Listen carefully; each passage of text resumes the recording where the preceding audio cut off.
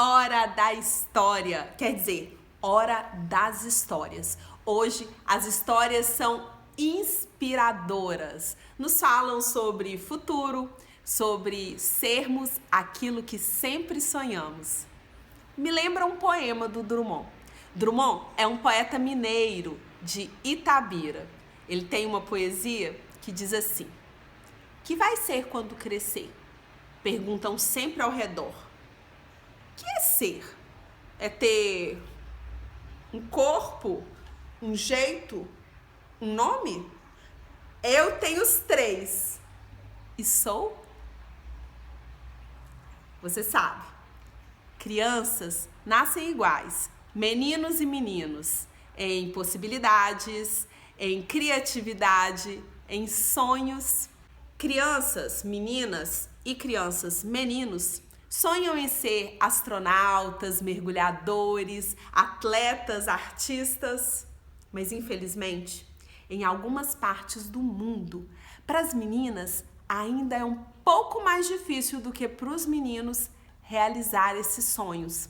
Algumas são totalmente desacreditadas, algumas são impossibilitadas até de tentar.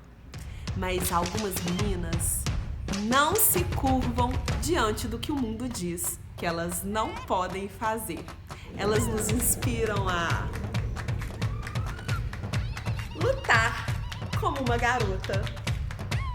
E as nossas heroínas de hoje são Billie Jean, Frida, Maria Callas, Marta e Wangari. Vamos conhecer essas meninas incríveis? Era uma vez uma garotinha que se chamava Wangari. Ela nasceu no Quênia e morava num vale de vegetação abundante. Os passarinhos faziam seus ninhos cheios de ovinhos coloridos bem no alto das árvores. Ali se colhia cana-de-açúcar, mandioca, tudo em abundância. Todos os dias, Wangari saía com os bodes e as cabras da família para o pasto e aproveitava para brincar nos diversos riachos que encontrava pelo caminho. Ela gostava de mergulhar as suas mãos e seus pés e ficar olhando a transparência do riacho e as pedrinhas que ficavam lá no fundo. Um dia, Wangari saiu para colher sementes e quando estava voltando para casa, ela deu de cara com um leopardo. Wangari ficou congelada, morta de medo. Foi então que ela se lembrou das palavras da sua mãe. Eu te chamei Wangari para que você fosse feroz como um leopardo. Wangari então acenou para o felino, que deu meia volta e seguiu o seu caminho. Ela foi correndo para casa com o coração disparado. A partir daquele dia, ela sabia, ela tinha certeza que ela podia tudo o que ela quisesse nessa vida. Wangari brincava no seu vale encantado com seus irmãos em todas as estações do ano. Nos nevoeiros, eles brincavam de esconde-esconde. Quando a chuva caía, eles dançavam pelo vale e Wangari adorava abrir bem a boca e beber a água que caía diretamente do céu. Eles também brincavam de boiar nas águas dos riachos, aquela água transparente, gelada e cristalina. Enquanto eles boiavam, eles olhavam bem para o céu, para as nuvens, e ficavam imaginando os formatos dos animais que eles viam por ali. Macacos, elefantes. Só tinha uma coisa que eles não podiam fazer. Eles não podiam fazer fogo com a madeira da figueira. Nunca, jamais. Não usamos, não cortamos e nem queimamos figueiras, dizia a mãe de Wangari. Mas por que, mamãe? Porque as figueiras são plantas sagradas. As figueiras são as árvores de Deus. Você pode comer dos seus frutos, você pode usar da sua sombra e pode até se esconder nos seus troncos, mas nunca, jamais use a madeira da figueira para queimar. Nunca, jamais corte uma figueira. A mãe de Wangari tinha boas respostas sempre que ela tinha suas perguntas. Mas uma vez, o irmão de Wangari fez uma pergunta que ela não soube responder. Mamãe, por que só a Vangari não vai para a escola? Não sei, ela não soube responder. É que as meninas naquela época, principalmente as da zona rural, não iam para a escola. Elas eram muito importantes nos serviços domésticos, precisavam de ajudar o pai e a mãe. E além disso, as escolas eram caras e ela... Bom, nenhuma resposta era boa o suficiente. Então, ao invés de procurar uma justificativa, a mãe de Vangari decidiu que ela iria estudar. Começava ali a maior aventura de Vangari. Ela foi para a escola. Vangari era melhor aluna do que seus irmãos. Então, seus pais decidiram investir na sua educação. Ela foi mandada para uma escola interna. Espera aí. Ficar longe dos pais, dos irmãos, do lugar onde ela nasceu? Será que ela ia se sentir solitária? Será que ela ia ficar com medo? Ia sentir saudades de casa? Bom, Vangari pensou que isso tudo poderia ser uma grande aventura, como se ela estivesse explorando a floresta à noite. Então ela pegou os seus 3 vestidos, colocou numa caixa de madeira e partiu. De fato, a escola interna era muito divertida. Ela fez amigos e, sobretudo, ela era a melhor aluna da escola. Por isso, no ensino médio, ela foi para Nairobi, a maior cidade do Quênia. Ali, ela faria o ensino médio e aprenderia um pouco mais sobre a sua grande paixão, biologia. Tinha tantas coisas que ela queria saber sobre os animais, sobre as plantas, sobre o que tinha por debaixo da terra. Ali também ela se destacou. Era a melhor aluna do ensino médio. E quando ela se formou, ela voltou para casa para passar o verão. Ela estava tão ansiosa, tanto tempo sem ver o seu vale, sem ver a sua gente. Quando ela chegou, ela mal conseguiu chegar em casa, porque todas as pessoas vinham perguntar: e aí, o que você vai ser agora? Você vai ser professora? Você vai ser enfermeira? Você vai morar aqui para sempre? Vangari ficou confusa. Ela se sentiu importante, amada, querida por todos, mas ela não queria ser professora e também não queria ser enfermeira. O que Vangari queria, ela sabia bem. Ela queria ser bióloga. Bióloga? Mas não existem mulheres biólogas. Todas as mulheres do Quênia são professoras ou são enfermeiras. Mas por que eu não posso ser bióloga? Porque mulheres não são biólogas. Ninguém tinha uma resposta boa. Mas todos insistiam que Vangari não poderia ser bióloga. Eu vou fazer ciências na Universidade de Nairobi. Mas você vai ter que fazer um vestibular. E se você não passar? É claro que eu vou passar. Vangari não só passou no vestibular, como conseguiu uma bolsa de estudos para fazer biologia nos Estados Unidos. Ela embarcou na viagem de avião que seria a mais longa que ela já tinha feito na sua vida. Quando ela chegou nos Estados Unidos, ela não acreditou. Era tudo tão diferente que ela achou que ela devia estar em outro planeta. As cidades eram barulhentas, muitos automóveis, ela quase foi atropelada. E além disso, fazia calor demais no verão e no inverno ela quase congelava. Mas ela sobreviveu. 6 anos depois, ela embarcou no voo de volta com o seu curso superior completo. Depois, continuou seus estudos na Alemanha e no Quênia e se tornou a primeira mulher a conquistar um PhD no leste da África e na África Central. Vangari se tornou professora universitária. Conheceu um homem, se apaixonou por ele, se casaram e tiveram 3 filhos, um menino e 2 meninas. Vangari também era presidente do Conselho Nacional das Mulheres do Quênia e, para aumentar o seu ativismo, ela resolveu concorrer a uma vaga no parlamento. O marido de Vangari, que era político, não gostou nada daquela ideia. Mas Vangari, você vai ter que pedir demissão no seu emprego para concorrer a essa vaga. Tudo bem, eu peço demissão. As pessoas vão votar em mim. E se não votarem? Elas vão votar. eu tenho certeza. O marido de Wangari não gostou nem um pouco da sua decisão. E Wangari tampouco gostava que as pessoas dissessem o que ela tinha que fazer.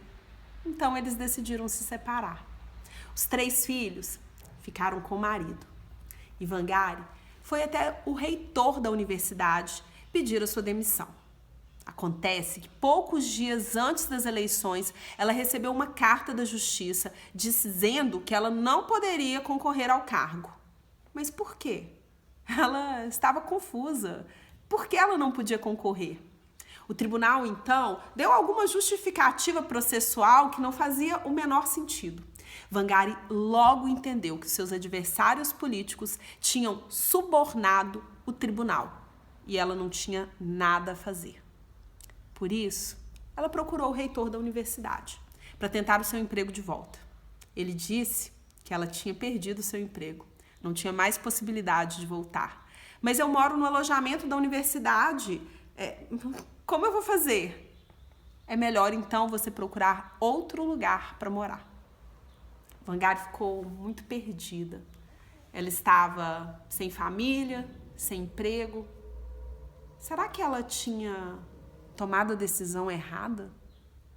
Então, Wangari se apegou à última coisa, a única coisa que lhe restava: o Conselho Nacional das Mulheres do Quênia.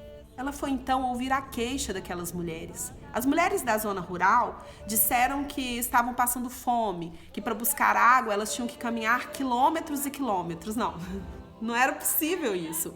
Elas estavam falando do vale onde Wangari tinha crescido, do vale de vegetação abundante, de riachos caudalosos. Então Wangari decidiu ir lá e ver com seus próprios olhos. Foi então que ela descobriu que tinham cortado todas as florestas e transformado em pastos. A mãe de Wangari tinha razão. Na universidade, Wangari aprendeu que as figueiras eram sim árvores sagradas. Não apenas as figueiras. Todas as árvores são sagradas, porque a água do subsolo viaja através da raiz das árvores para chegar até o solo e formar rios, riachos, as nascentes. Wangari viu apenas uma solução para o caso. Nós vamos ter que replantar as florestas. As mulheres ficaram surpresas, mas plantar florestas? Quantas árvores nós vamos ter que plantar? Centenas? Dezenas de milhares. Não vai ser possível, Wangari. Como nós vamos fazer isso? Nós somos poucas. Ela falou, nós vamos começar e nós vamos sim plantar uma floresta. Wangari falava com tanta convicção que as mulheres acreditaram nela. Então começaram a plantar sementes em latinhas, fazer pequenas mudas e começaram o reflorestamento. As pessoas riam dessas mulheres, poucas dezenas de mulheres passando com as mudas. O governo também ficou bravo, queria impedir. Mas naquela altura, outras pessoas já tinham aderido ao movimento. E milhares de pessoas plantavam árvores por todo o Quênia. As árvores viraram um símbolo de resistência e de liberdade.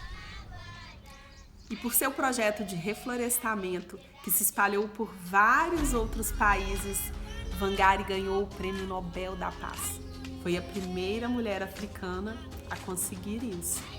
E hoje, em algum lugar, nesse momento, alguém está plantando uma semente que um dia vai se transformar numa floresta. Tudo isso inspirado por Wangari.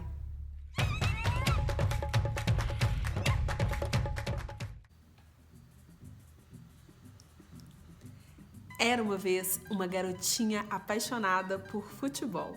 Jogava nos campinhos de terra batida com seus primos e amigos e era sempre a melhor em campo.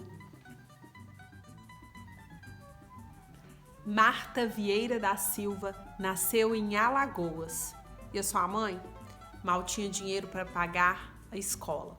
Por isso, ela sempre trabalhou para ajudar a família.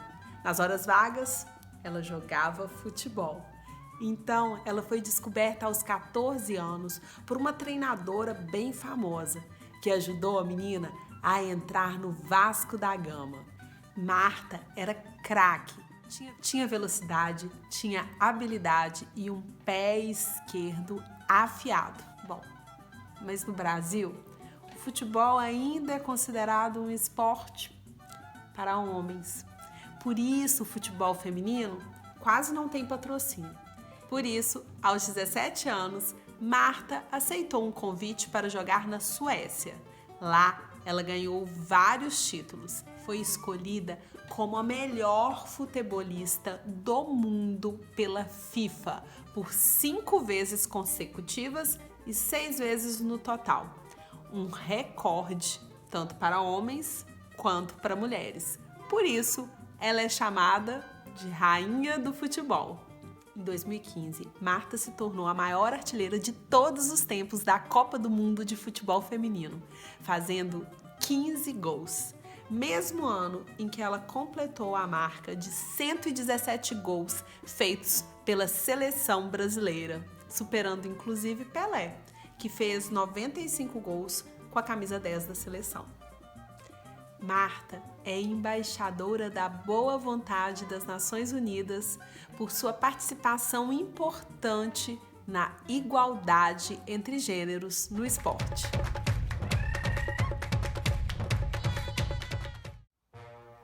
Era uma vez uma garotinha de 10 anos que queria muito fazer aula de tênis. O problema é que seus pais não tinham dinheiro para pagar aulas num clube.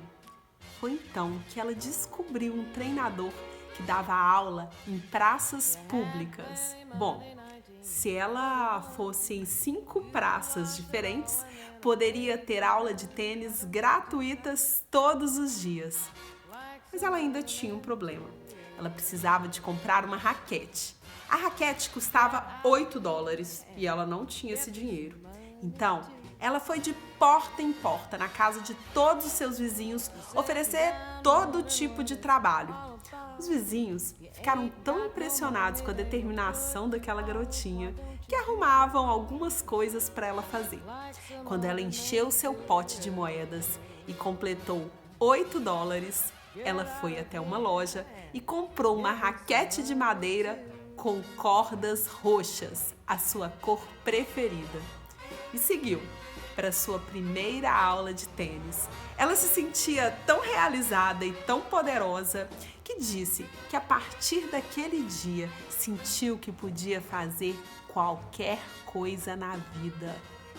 6 anos depois da sua primeira aula de tênis, Billie Jean King começou a jogar profissionalmente. Ela tinha velocidade e força e era implacável consigo mesma. Sempre que ela errava, ela gritava: "Pense, Billie, pense!" E sempre que ela acertava, ela dizia: "Isso aí, garota!" As pessoas não estavam acostumadas a ver mulheres gritando daquela forma naquela época. E elas nem sabiam que elas podiam esperar muito mais daquela rainha. Aos 17 anos, Billie Jean ganhou o seu primeiro torneio de duplas em Wimbledon. Era um torneio muito tradicional, até os membros da família real iam assistir. Esse seria o primeiro troféu dos 20 que ela ganharia só em Wimbledon. Acontece que uma coisa começou a incomodar muito a menina. É que o prêmio pago para as tenistas meninas era muito menor do que o que recebiam os tenistas meninos.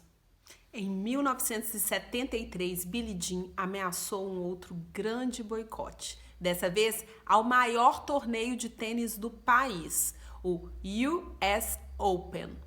Billie Jean havia sido campeã em 1971 e 1972 e nos 2 anos tinha recebido muito menos do que os homens.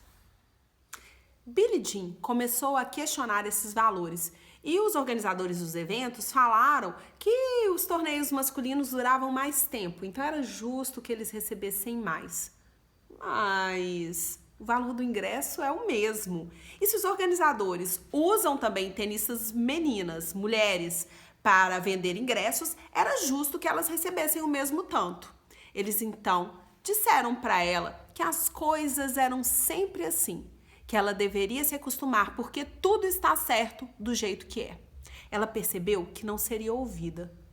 Para que a sua voz tivesse algum efeito, ela deveria se tornar a maior tenista do mundo. E foi isso que ela fez.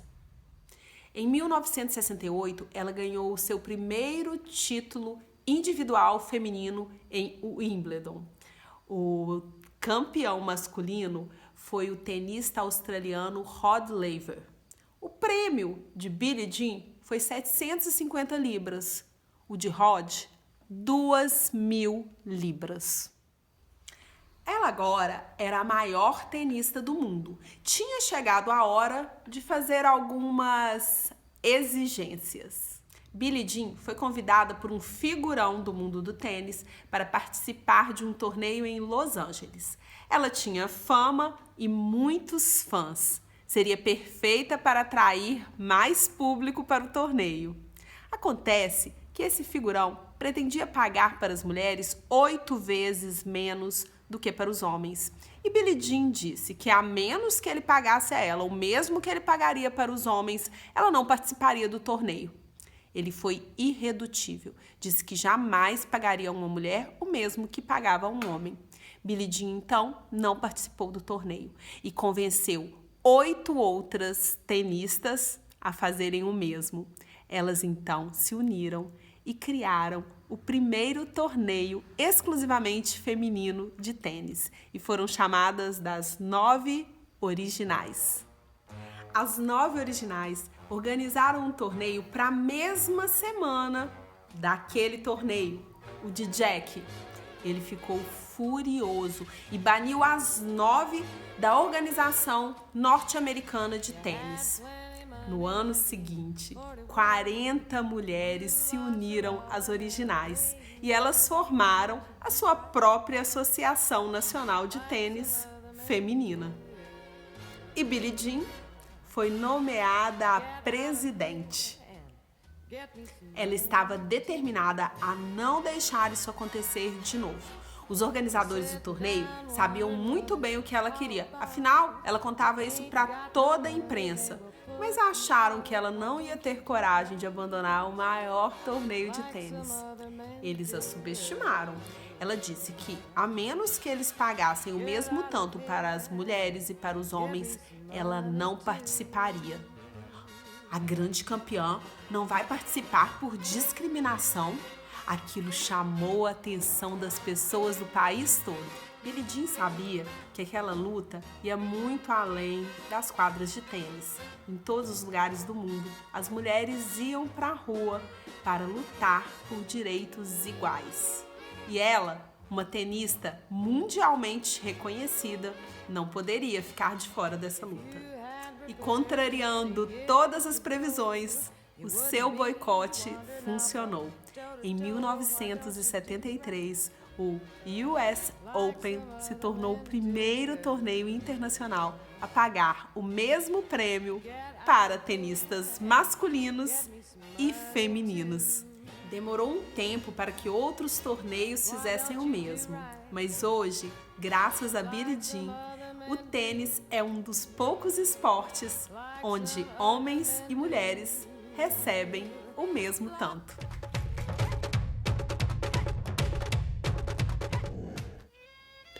Era uma vez uma niña que se chamava Frida.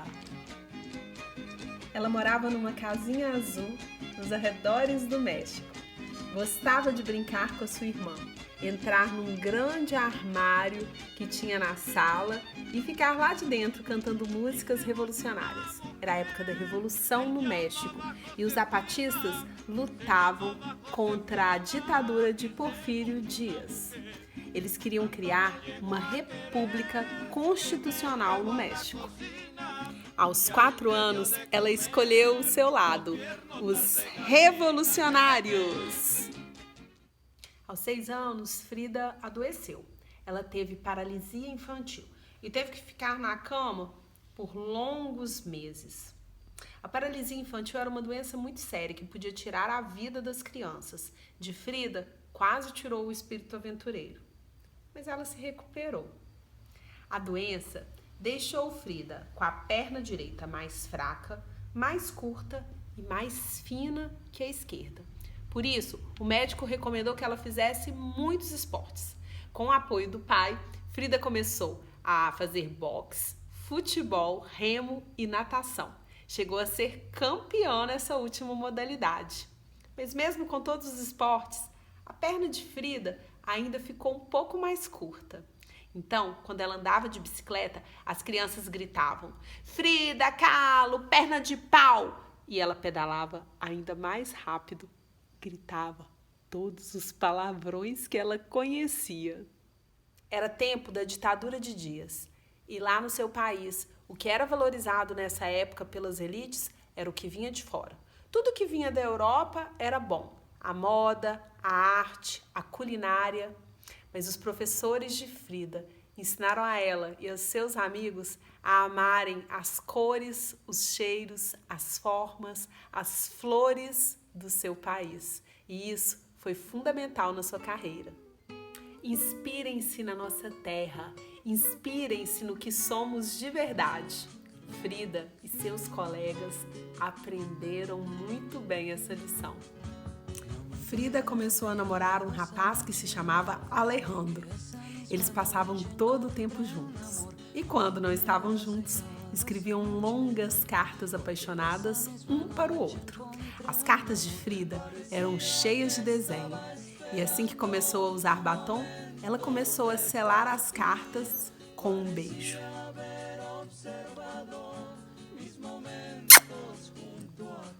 Frida e Alejandro pegaram um ônibus. Os ônibus tinham começado a circular naquela época, na cidade do México. E logo no início do percurso, o ônibus se chocou com um bonde, se partiu em vários pedaços. E um corrimão empalou Frida como uma espada. Frida foi levada às pressas para o hospital e ficou mais de um mês internada. Ela quebrou a espinha em 3 lugares, fraturou a clavícula e quebrou a perna direita em 11 lugares diferentes, além de esmagar o pé direito.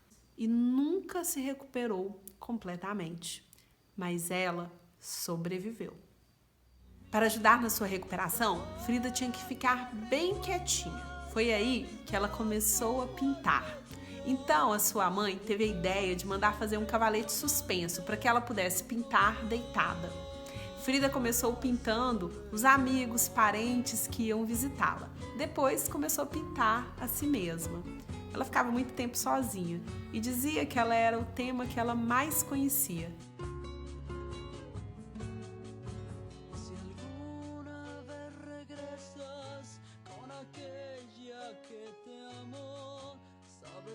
Ela via no seu próprio corpo um mundo inteiro. Frida, apesar de todo o sofrimento, nunca se retratou como uma coitada. Nos seus autorretratos, ela sempre se pintava como uma rainha.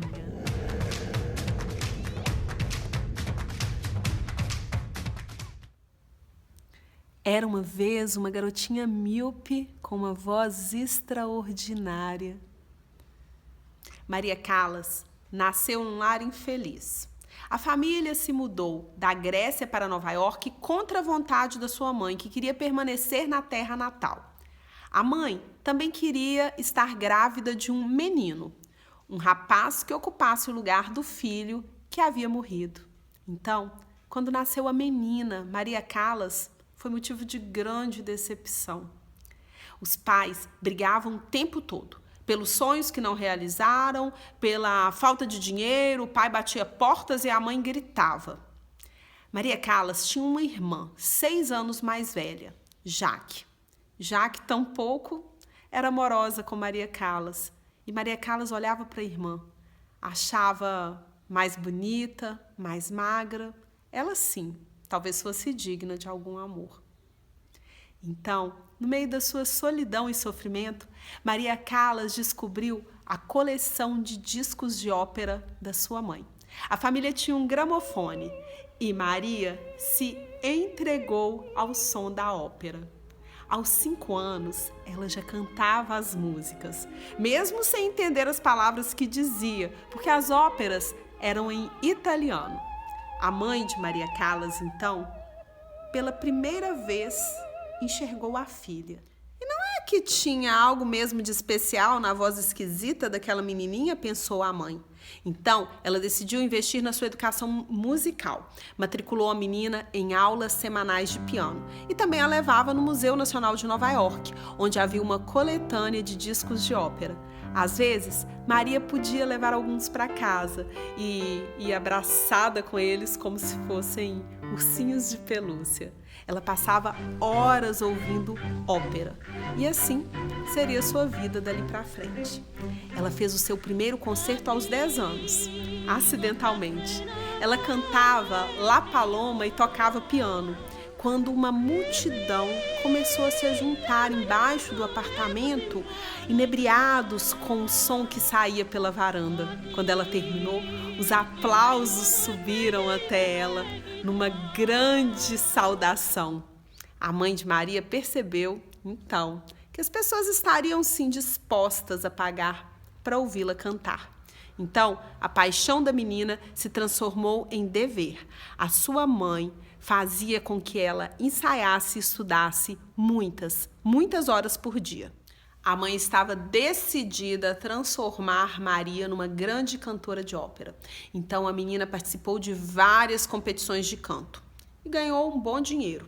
Quando ela fez 13 anos, a mãe decidiu que voltaria para a Grécia e matricularia a menina no Conservatório de Atenas. Então, elas seguiram de navio. Maria nunca tinha viajado, estava muito ansiosa. Um dia, no navio, ela começou a cantar Ave Maria. O comandante viu aquilo e ficou encantado. Convidou então Maria para cantar para convidados especiais da primeira classe num jantar que seria oferecido. Maria ficou nervosa, muito ansiosa, como ela ficaria em todos os seus outros concertos. Maria tirou os seus óculos, se sentou ao piano, cantou e tocou La Paloma, Ave Maria e uma ária de Carmen. Míope, ela não conseguia enxergar ninguém na plateia, mas sabia que estavam todos juntos na emoção daquelas músicas. Ao final, ela pegou um cravo de um vaso que estava em cima do piano e atirou ao comandante num gesto teatral. Maria não só cantava, ela era uma artista nata. Assim que chegaram à Grécia, a mãe da menina procurou o conservatório, mas ela ainda não tinha idade mínima para se inscrever. Então a mãe levou a uma outra escola e a professora ficou tão encantada que ajudou a mãe de Maria a convencer o conservatório de Atenas de que a menina tinha 16 anos, quando na verdade ela só tinha 13. A vida de Maria se transformou na música. Ela cantava com todo o sentimento, mas era também muito tímida e insegura. Tinha o péssimo hábito de roer as unhas enquanto não estava cantando. Maria agora via sua vida transformada em música. Se antes o sonho era da sua mãe, agora era ela quem queria ser uma grande cantora de ópera. Embora sua voz transmitisse todo o sentimento necessário, Maria era tímida, ainda se comparava muito com a sua irmã, o que a deixava insegura, e tinha o péssimo hábito de roer as unhas quando não estava cantando. Então, em 1940, ela começou a ter aulas com a soprano espanhola Elvira de Hidalgo. E foi aí que tudo mudou. Maria ficava no estúdio de canto de Elvira de 8 da manhã às 8 da noite.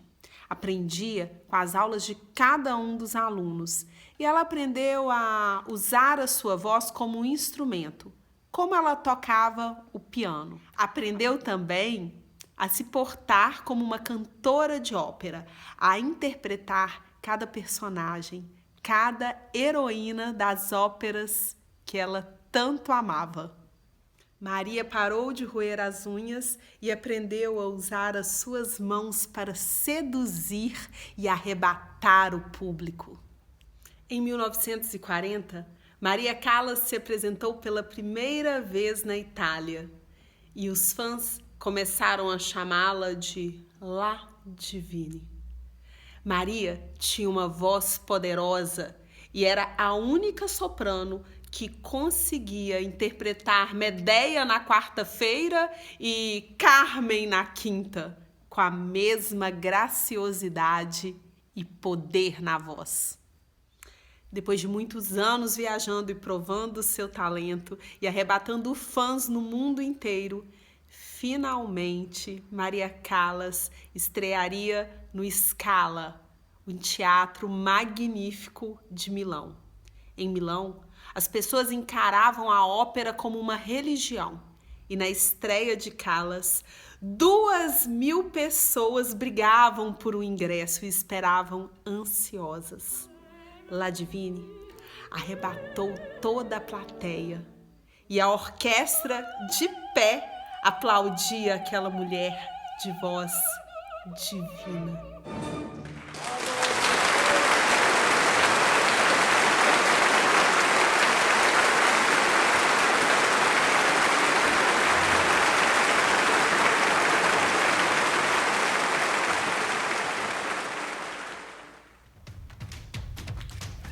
Então, lute como uma garota.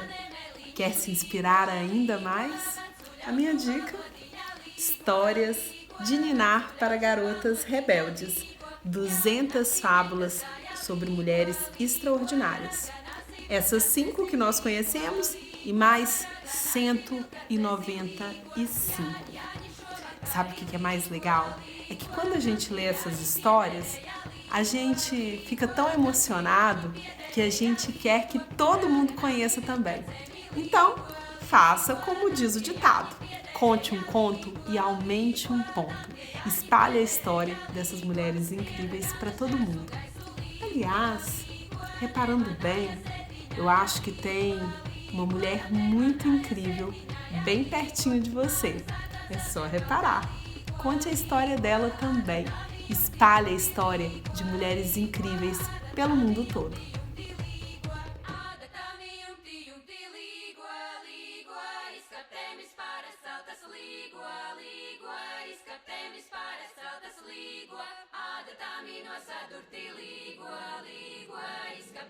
Nossa